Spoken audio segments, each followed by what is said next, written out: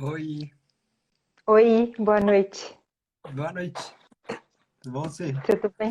Tudo Tudo ótimo. bem, Luiz? Parece que a gente já se conhece há tanto tempo, não é? Parece.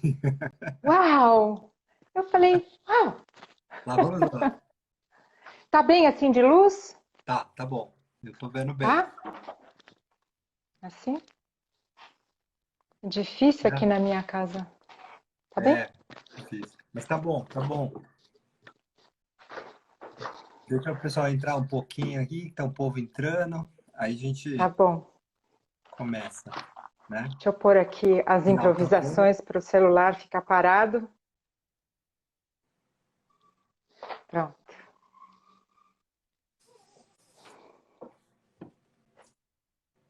Ah, reconhecendo aqui algumas pessoas, alguns amigos. Então, Convidei os amigos. legal. Hum. Bom, então eu vou introduzindo aqui um pouquinho, aí a gente começa, né? Enquanto esse pessoal vai entrando. Tá, tá legal. Então, para quem está chegando, esse aqui, então, é o Espiritualizando.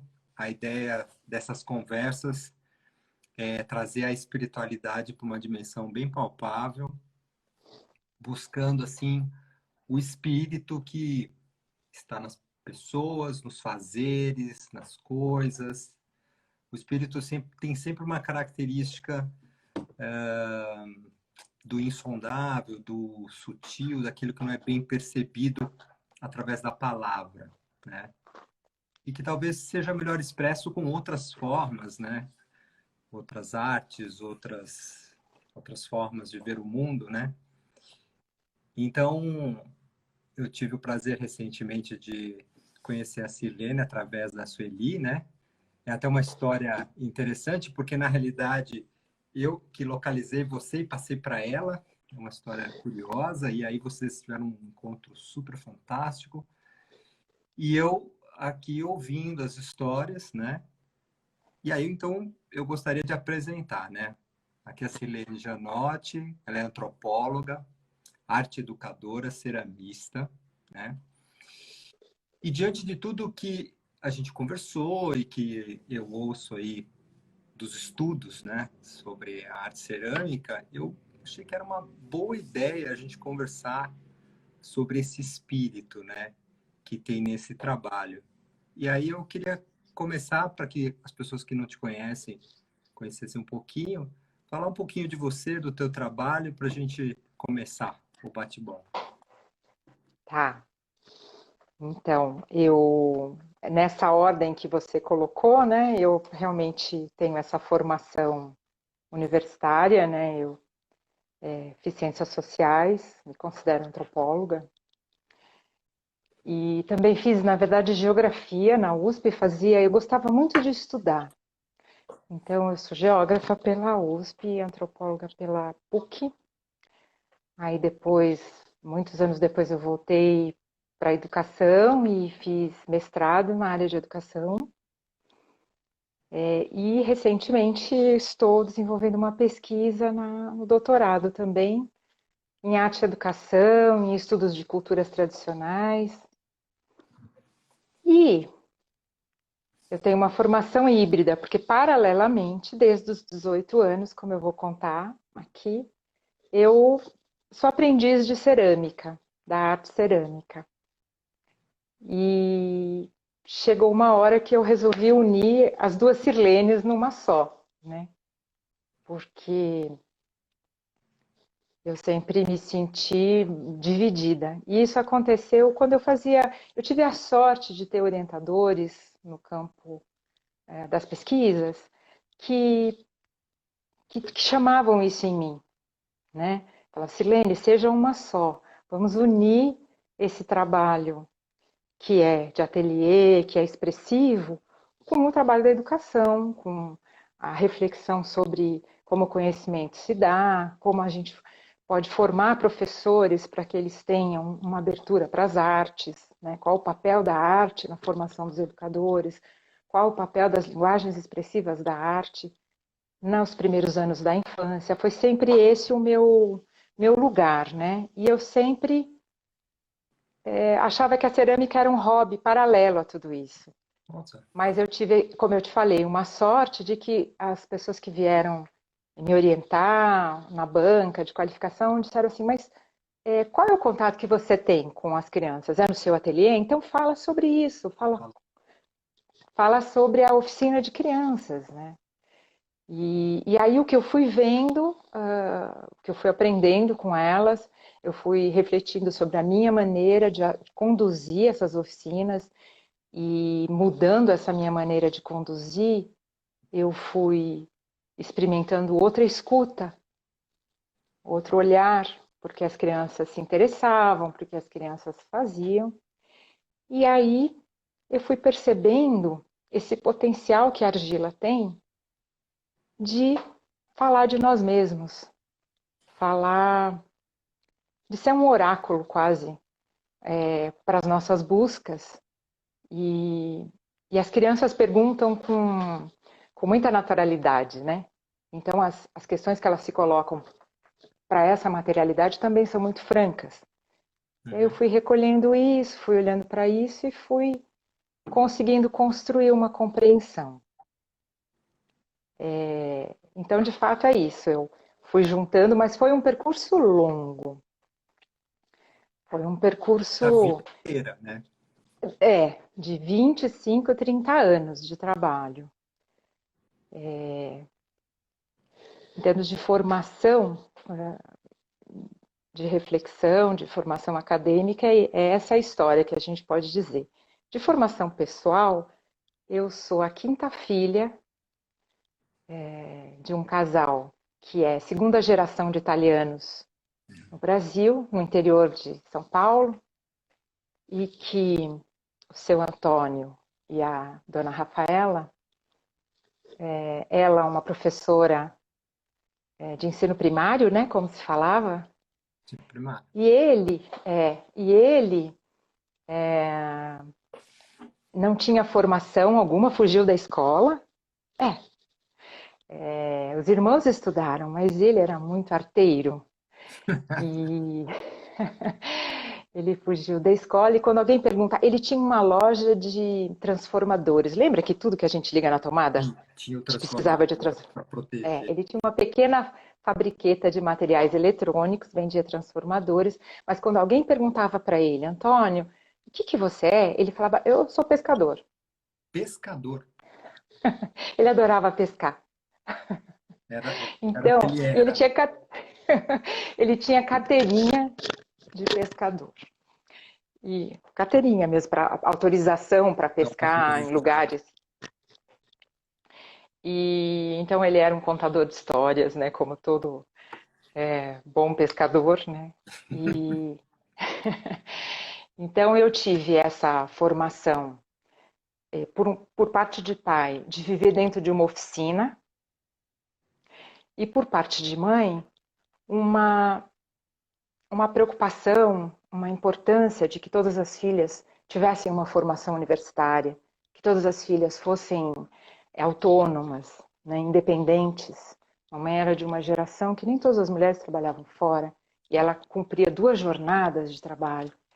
Mas mamãe, além disso, também era uma buscadora essencial.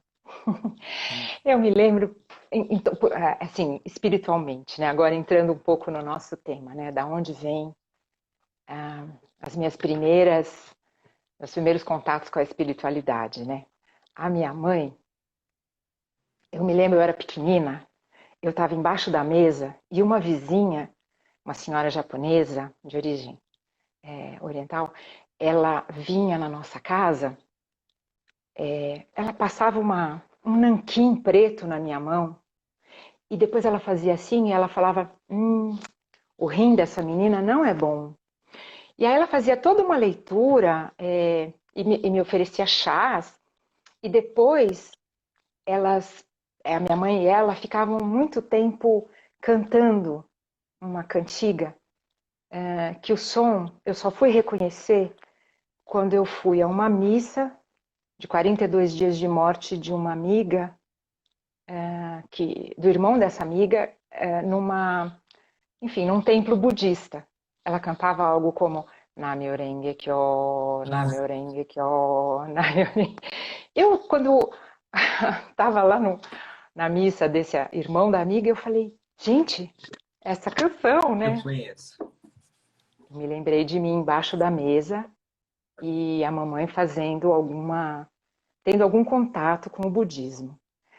A mamãe era da Juventude Estudantil Católica, passava na nossa casa uma imagem de Nossa Senhora e ela passava todo mês e aí ela reunia um grupo de amigas e elas faziam orações. A mamãe, junto com uma tia, fazia no andar de baixo da minha casa sessões chama mesa branca, espiritismo. A mamãe, nós tínhamos uma empregada que era Josefa, que era do candomblé, e ela pedia para a Josefa nos fazer banhos. E a Josefa sempre falava, Sirlene, olha, banho dessas ervas, não molha a cabeça. Então a mamãe, ela investigava todas as religiões e sempre nos fazendo ter essa abertura para o sagrado e todas as manifestações em todas as religiões. Acontece que eu, na minha formação de ciências sociais, era completamente arredia a tudo isso, completamente desconfiada. Sim, eu pegava aquele banho da Josefa e devolvia para ela, falava, desculpa, Josefa, eu não vou fazer isso. Eu brigava com a minha mãe, né, como toda adolescente inconsequente, e dizia para ela que, na verdade, todos esses recursos religiosos vinham de uma incapacidade de nós seres humanos, lidarmos com a finitude, com a consciência da morte. Né? Então, quando eu fui para Ciências Sociais, eu me enchi de argumentos. Sim. Né? Assim, eu me fortaleci para... Eu procurava não ser arrogante, mas eu me fortaleci de argumentação para realmente combater aquilo que eu via que estagnava, que não gerava mudanças que eu queria na família, enfim. Então sempre foi um motivo de muito embate. E a mamãe, ela dizia assim para mim, que eu tenha a oportunidade, na vida ou na morte, de te oferecer outras certezas, outras visões, né, minha filha? Você vai sofrer muito se você continuar sendo tão descrente, tão fechada, tão impermeável, né? E, de fato, eu entendi, depois da experiência da morte da minha mãe, que quando a gente fala, né, teoricamente, que é difícil lidar com a experiência da morte, por isso a gente inventa essas coisas, a gente está tratando da morte em tese, né? E não da morte, da vivência dela, né? Assim, na carne. Né? E, de fato, o processo, a mamãe brincava muito, ela falava, sempre falava isso, na minha morte eu ainda provo alguma coisa, né? Se em vida eu não consegui, na minha morte, eu falava, você vai vir puxar meus pés, né? Brincadeira. Mas, de fato, a maneira como a mamãe, como aconteceu essa passagem dela, foi para mim uma experiência inexorável da existência, da presença, do sagrado, da espiritualidade, do mistério. Né? Ou seja, a minha filha, ela cumpriu. A minha filha ficava com ela, eu estava fazendo aula, eu sou muito Caxias, e a minha filha ficava com ela tinha 5 anos, a Isabel, e ficava com a minha mãe, e eu ia para aula na faculdade, na USP, à tarde eu tinha aula, e à noite eu fazia monitoria, né, da disciplina que a minha orientadora oferecia. E naquele dia, desde a aula da tarde, eu falei, eu vou para casa. Vou para casa, vou ficar com a Isabel. Eu falava, imagina, como vai para casa? Você tá ficando... Sabe a louca que mora aqui dentro? A questionadora? A louca falava assim, vai para casa por quê? Não tem motivo de ir para casa, você tem um compromisso. Você faz favor de ir para a aula. Aí eu ia para a aula. Aí na hora do intervalo eu falava, acho que eu não vou voltar para a segunda parte dessa aula, vou para casa. E aí eu falava, por que eu iria para casa, meu Deus? Volta para a aula. Voltei para a aula. Chegou na aula da noite, eu lá tomando lanche para ir para a aula da noite, que eu sou monitora. Eu tinha que voltar para casa, E fui falar com a orientadora e falei, olha, eu não tô boa, vou para casa. Nossa, Ciro, o que você tem? Eu falei, dor de garganta, acho que eu tô com febre, eu preciso ir para casa. Menti, mas o meu sentimento era, fique com a tua filha, vai para casa.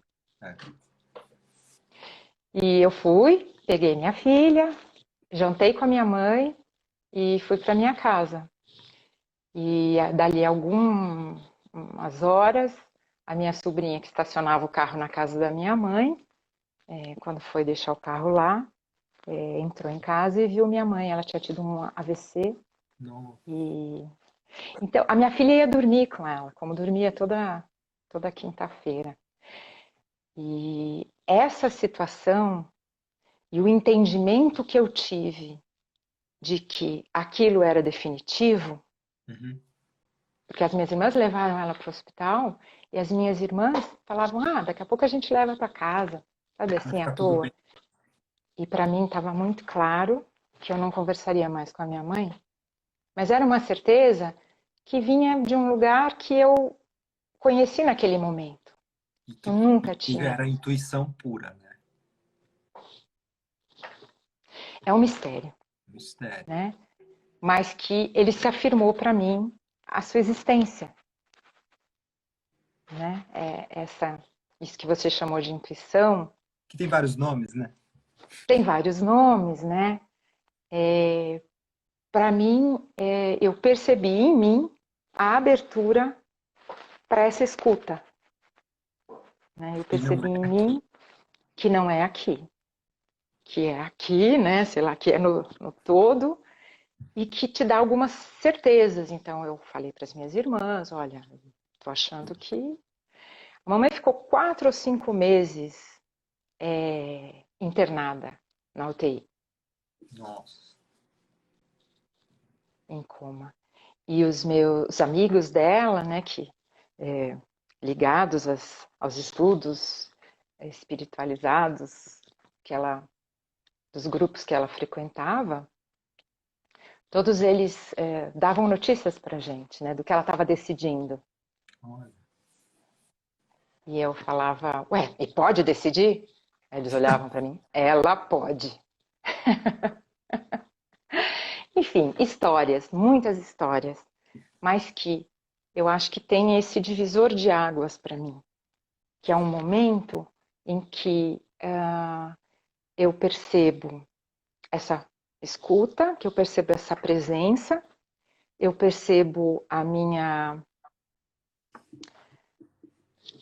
pequenez, mas ao mesmo tempo eu percebo esse conforto, essa segurança de que isso que a gente está chamando de intuição, espiritualidade, cuidou de mim. Cuidou de mim, cuidou da minha filha, entendeu? Então, eu tenho para mim, eu não tenho o menor medo, entende? Isso. Não é um assunto do qual eu tenho qualquer insegurança que cause qualquer medo mesmo, não tenho. Daí para diante, eu que tinha uma atitude muito propositiva na vida, assim, de idealizar, projetar, capricorniana, teimosa, né? E quero. eu assumi inexoravelmente um papel diferente. Eu me senti, a partir dessa situação,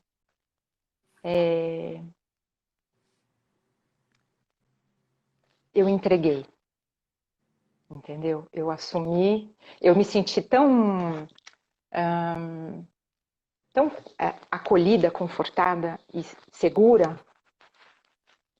sabe, assim, fez sentido para mim o seja feita a vossa vontade. Sei. Um Entendeu? acolhimento que vem desse mistério, então. É. E os morangos ficaram mais saborosos. Ah, Você conhece essa, né? Quando o tigre ronda a tua casa, né? Os morangos ficam os mais morangos saborosos, ficam mais né? realça o momento. E, e não investigo mentalmente desvendar esse mistério. Eu tento, na minha pesquisa, confirmar a existência dele. E confirmando, eu gostaria que a educação tivesse outra compreensão, né, do que é um processo formativo, o que é um itinerário de formação. Que não seria meramente intelectual, racional.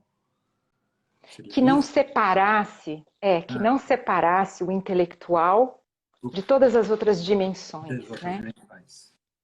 Do perceptivo, do emocional, do intuitivo, dos fazeres, né? Então, eu acho que a gente vem de uma cultura, isso não sou eu que acho, existem muitos estudos, enfim, interpretações de que a nossa cultura ocidental, eurocêntrica, cartesiana, enfim, ela separou, Separou né? muito. E dimensões que a gente precisa reintegrar. E como que é? Não sei, me dá uma sensação, você começou a falar lá no começo Desculpa. do espelho, né? A argila como espelho, né? E pegando essa ideia da integração e da conexão possível com essa... Porque é um processo criativo, né? Então, que tangencia esse mistério, né? Como que é essa conexão com o fazer na arte com relação a esse mistério? Uhum. Bom, isso é o que eu estou estudando. Daqui a 3 anos a gente conversa. Opa, Mas minha jornada, eu percebo que se eu tivesse, ao longo dos anos da minha formação, esse olhar que agora eu amadureço, eu teria lido alguns sinais uhum, que a vida me ofereceu uhum, e entendido o meu papel nessa história. Então, por exemplo,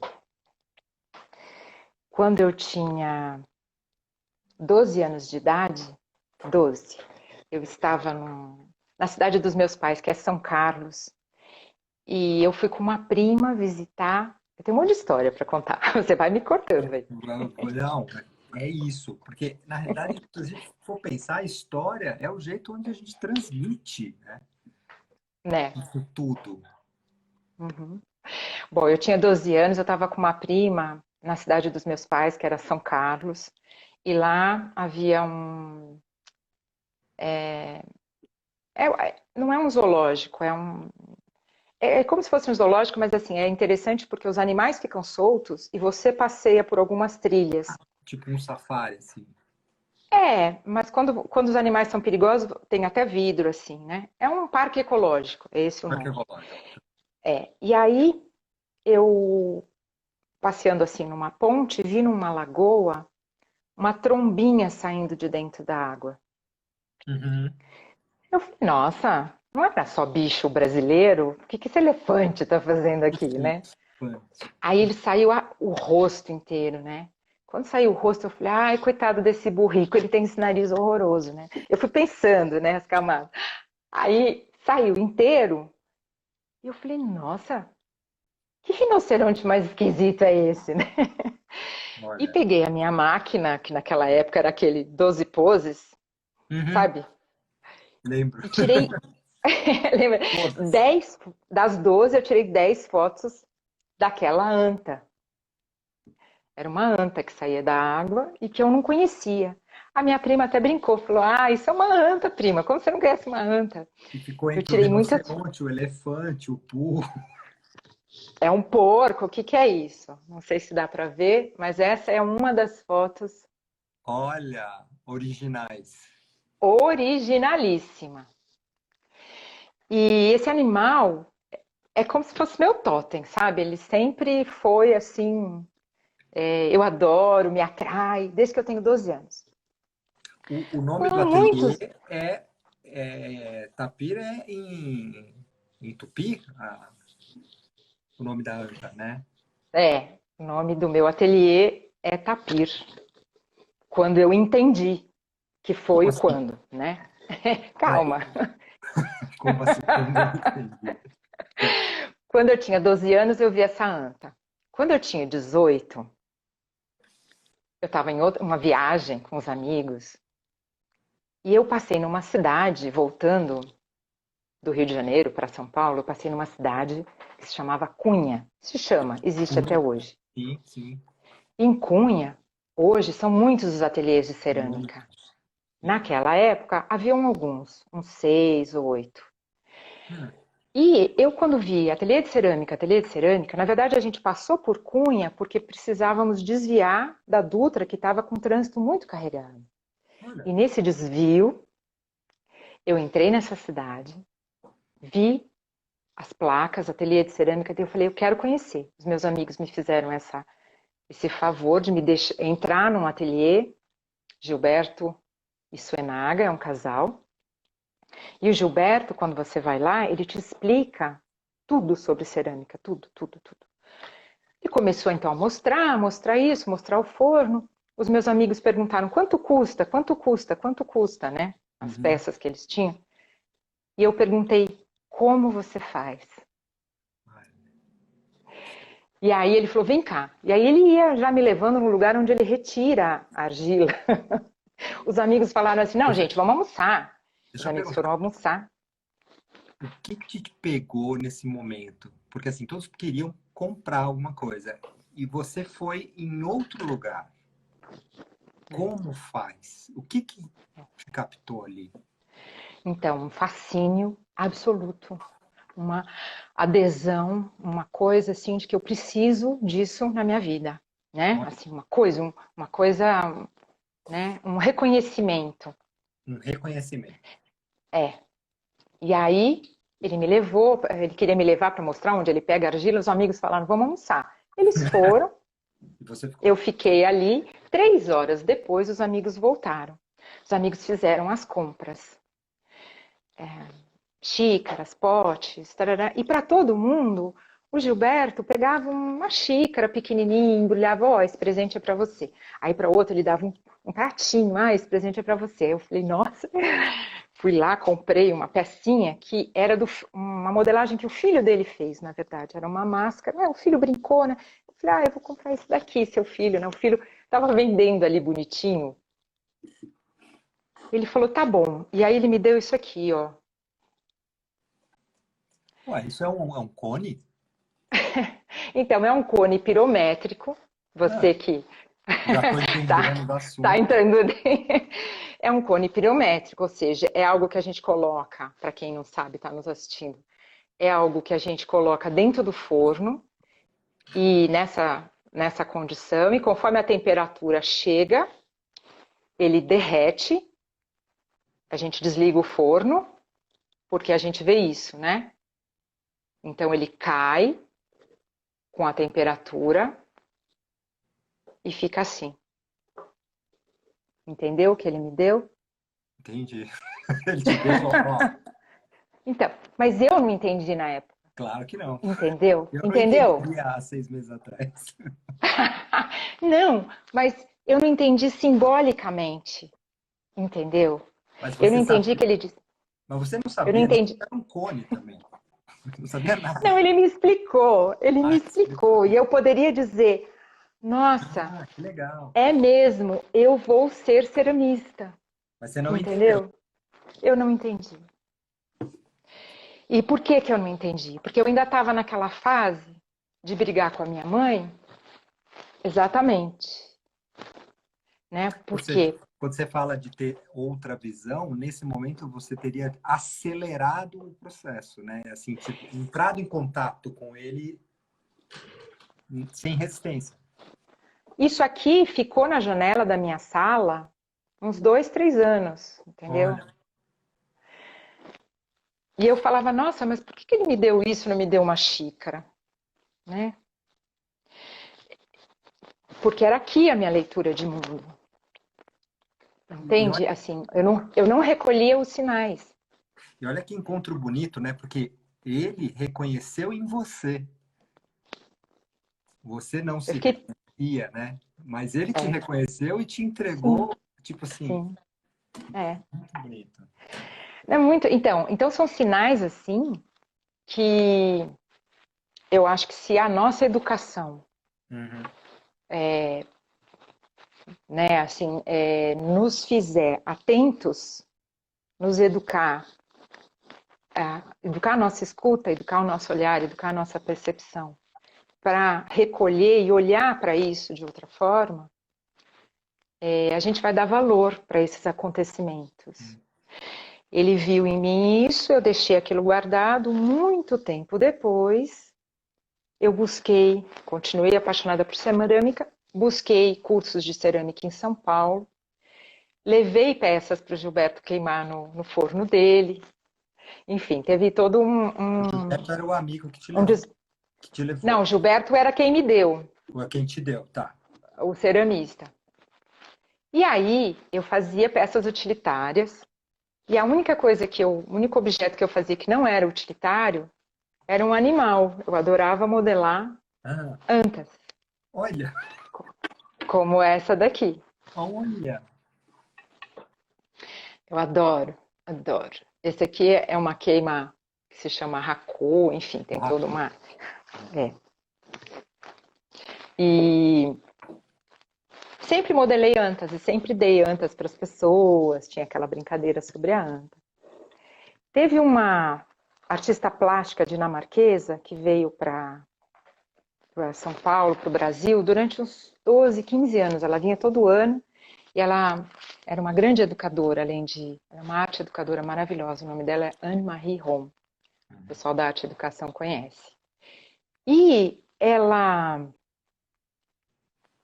foi tão importante para mim ouvi-la e a maneira como ela descrevia o ateliê para crianças, que eu percebi que era o que eu fazia com as minhas crianças. E aquilo foi tão maravilhoso que no congresso que eu a conheci, eu tratei no dia seguinte, quando eu voltei lá para Campinas para assistir o congresso, eu levei uma anta para ela. Eu sempre levava antas e dava antas para as pessoas. Eu fazia antas para dar. E aí ela levou isso para a Dinamarca e de lá ela me mandou um e-mail, pediu meu e-mail para a professora. Ela me mandou um e-mail que eu escrevi aqui na minha tese, o e-mail dela. Ela me disse no e-mail que, Sirlene, você está aqui em minha sala na Dinamarca.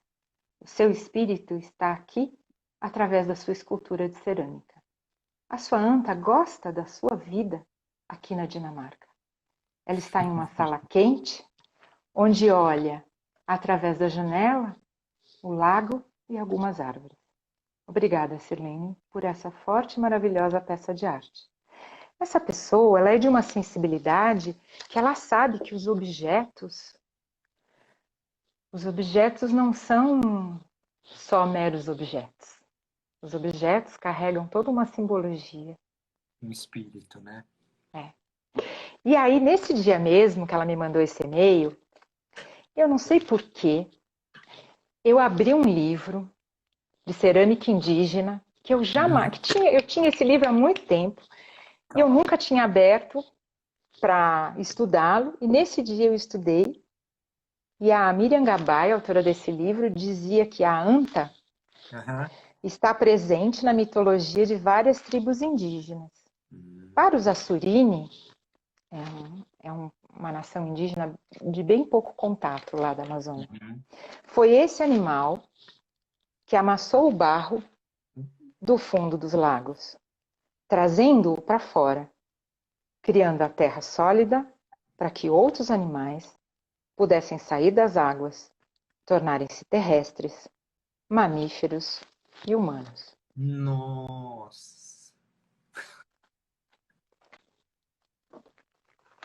Aí fecha, né? Fechou? E meu ateliê começou a chamar, passou a se chamar Tapir. Aí chegou o tapir, tipo, chegou nesse. É.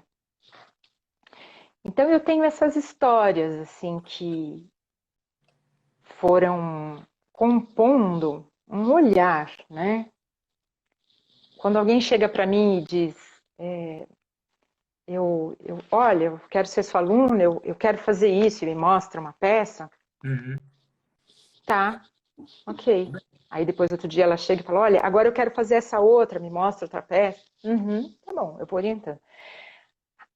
Muitas vezes aquilo que acaba sendo feito tem muito pouco a ver Com a. com aquele trabalho, a foto. Ou então chega um dia em que a pessoa chega e me fala diferente. Ela chega aqui no ateliê dizendo assim, eu preciso fazer tal coisa. Aí mudou o verbo, entendeu? Não é eu quero, é eu preciso. Isso. É bem diferente. E aí nessa precisão eu abro espaço. Eu crio espaço para ela. E falo, tá, é aqui. E aí o resto é o barro que faz. É o encontro. Eu já tive gente que pegou o barro e começou a chorar Olha. porque recebeu a notícia que estava grávida. Nossa. Então, E se for pensar, né, você vê essa imagem do tapir como esse ser que tira o barro do fundo das águas e oferece ao mundo, né? Não deixa de ser isso o trabalho, né? exatamente. Tipo, tirar do fundo ali e colocar na Abriu realidade. espaço. Abrir o espaço.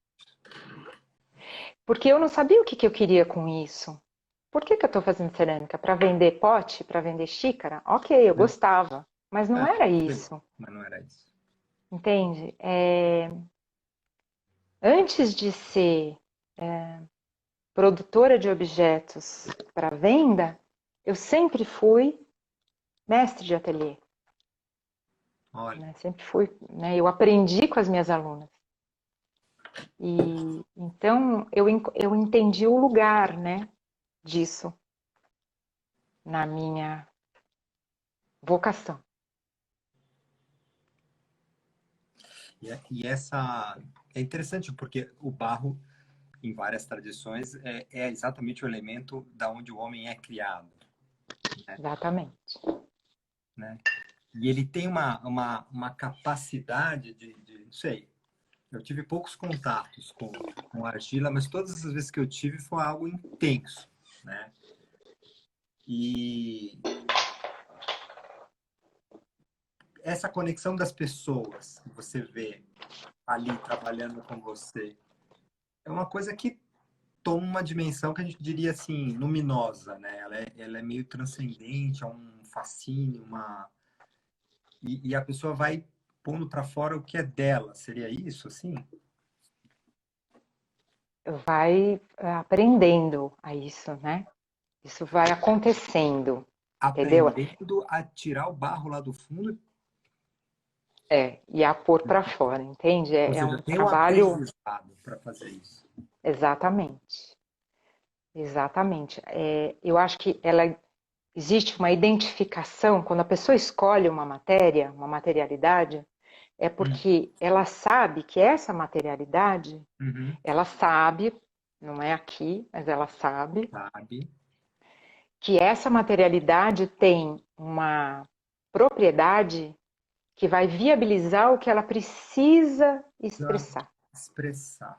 Perfeito. Então, se eu escolho ferro e eu quero forjar, esse ferro tem outra propriedade, né? Se eu escolho a madeira e eu vou cortar, serrar, lixar, É outra. ele pede outra ação, né? Se eu escolho argila, eu quero modelar, eu quero esticar, mas ao mesmo tempo ela tem uma força. É como o Bachelard, ele diz, a argila provoca a terra, né? Enquanto materialidade expressiva, ela provoca em nós sonhos, devaneios de força, de esforço. São esforços felizes, entende? Não entende, né? Mas não, eu estou aqui viajando. Viaja comigo. Olha, você olha para você olha para a água e que sonho ela te provoca, né? De diluir-se nele, né? De deixar-se ir, né? Você olha para o fogo e vem a transformação, né? É um momento de... Você olha para a terra e entra em contato com ela e o devaneio que ela te dá, na verdade ele fala que são dois devaneios. Ou o devaneio de entrar na gruta e permanecer, né? Entrar na rocha, no minério e ficar dentro da gruta. Então, ou ela briga, né? Ou ela está numa condição mais plástica que te permite expressão, que te permite construir uma forma que te representa e que te eterniza, que vai durar mais do que você. Entendeu? Mas mal sabe a gente que ao fazer isso, além de se expressar, você também se estrutura. É um processo expressivo e estruturante simultaneamente. Isso não sou eu que digo, isso é uma senhora que chama Feigl Strower, que já faleceu, mas que era uma artista plástica autodidata e que tem uma série de obras reflexivas também, e ela descreve essa coisa com tanta delicadeza, né? Que esse nosso potencial de criar é um potencial ao mesmo tempo expressivo e de estruturação. Por isso, ele é latente. Ele é necessário. Você não cria porque quer. Você cria porque precisa. Que é a frase que te chama a atenção, né? Quando alguém diz, eu preciso. Exato. Porque não é um desejo. Pode ser também, você vai fazendo, né? Eu quero isso, eu quero aquilo. Mas chega uma hora que você começa a criar... Tem um desejo que vem da necessidade, né? De algo que é... mais visceral. E aí você entra em uma coisa que se chama percurso de criação. Porque você entra em algo que vai se desdobrando. Você tenta uma forma, aí você fala, não, tem que ser mais assim. As coisas vão se desdobrando até que chega uma hora que você tem um trabalho coerente que te representa. Né? Sabe? Nossa, o estilo daquela pessoa é isso.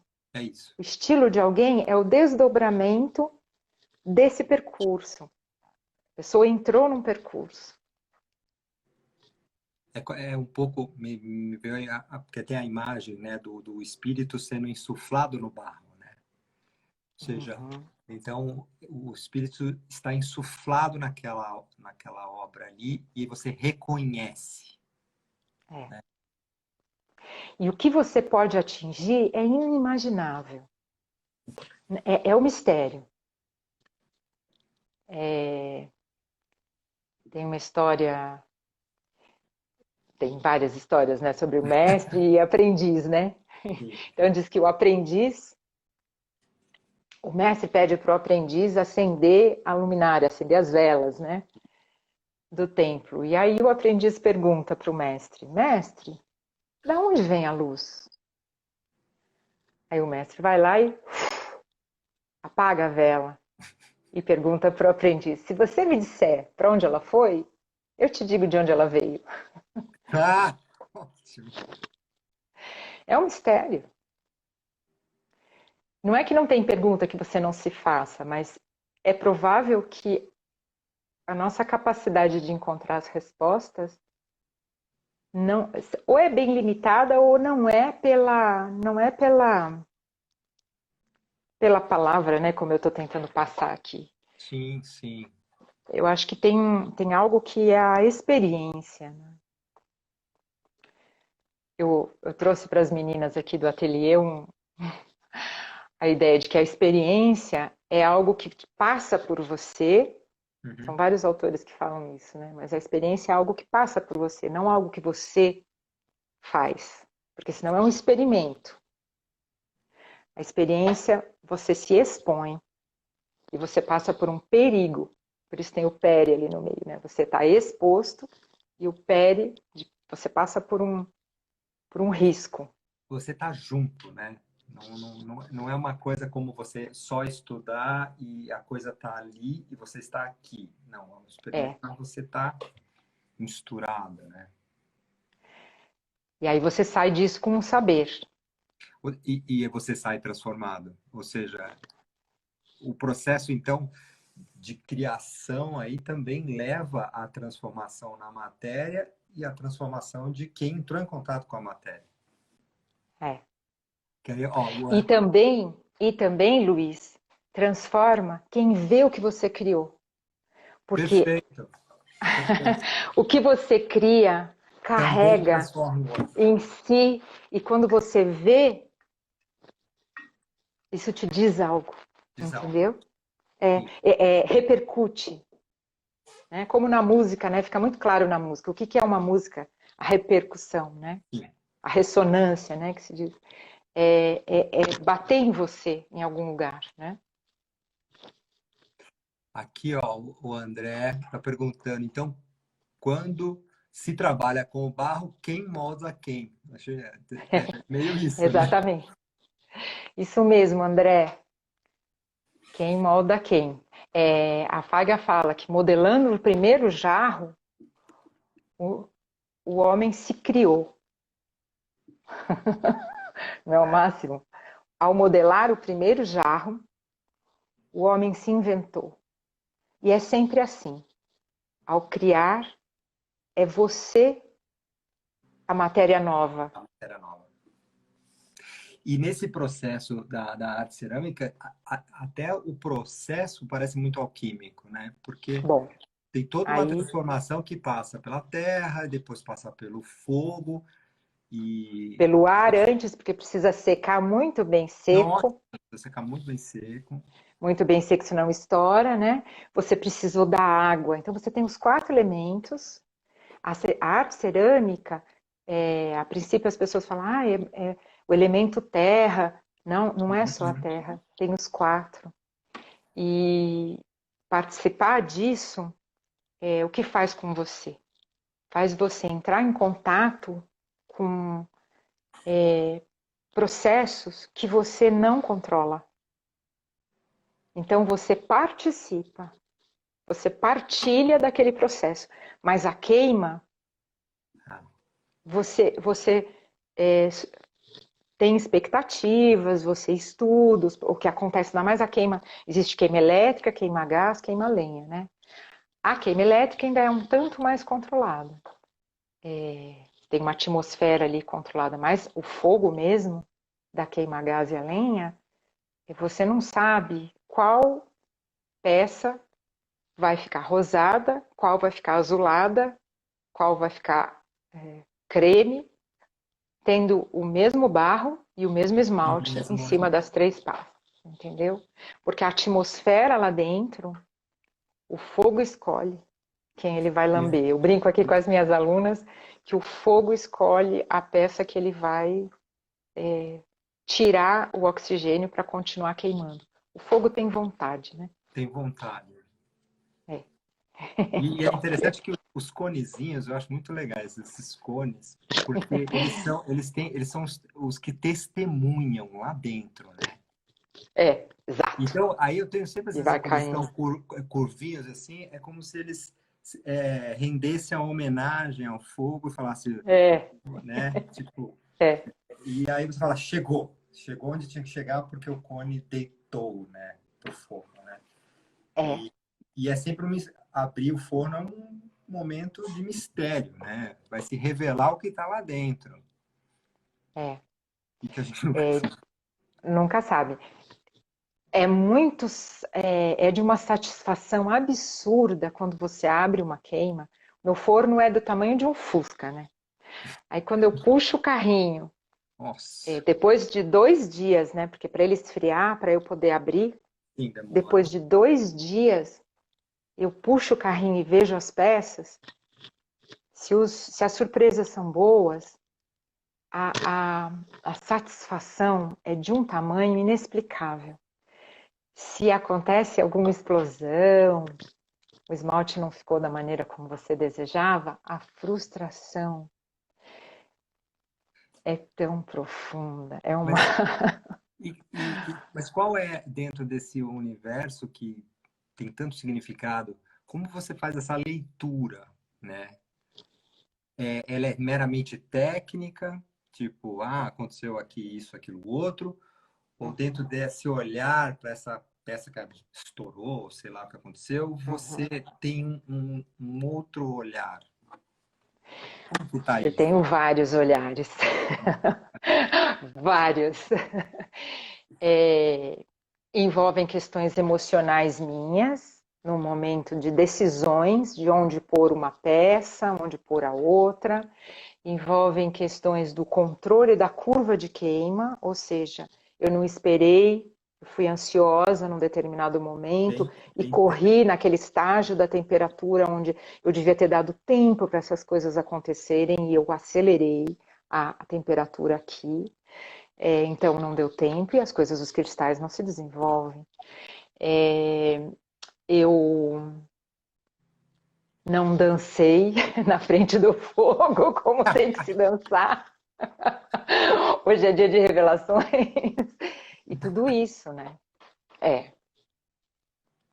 ótimo. Eu não acompanhei. Eu já tive queima. As minhas queimas duram 12, 13 horas, né? A segunda queima de esmalte. Eu já tive queimas que eu estava há 20 horas na frente do fogo e não tinha chegado na temperatura. Nossa. Entende? A montagem do forno montei errado. Então, o forno olha para mim e fala: o que você quer que eu faça? Não tem. Não, dessa vez não. Desiste, não vai dar. Acabou o gás. E é isso.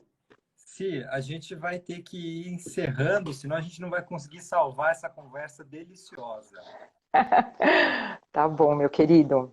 né? Olha, queria te agradecer muito, foi muito gostoso organizar as ideias, organizar algumas histórias para Não, foi contar. maravilhoso. Obrigado por essa partilha, esse universo encanta demais. E eu acho que tem muito para todo mundo aprender sobre isso, né? Acho que É, é espiritualidade, né? Aplicada, assim. Tá aí, é encarnada. Isso que encarnada, eu acho legal, entende? Assim, da encarnada. gente entender isso, de que não é algo separado, não é uma dimensão, Não, é ao aqui, contrário, é interna. aqui, é E a aqui. partir do momento que você vê que está em tudo, é só deixar acontecer. Obrigado. Obrigada a você, viu? Tchau para todos. Depois a gente fala mais. Tá. Até. Até.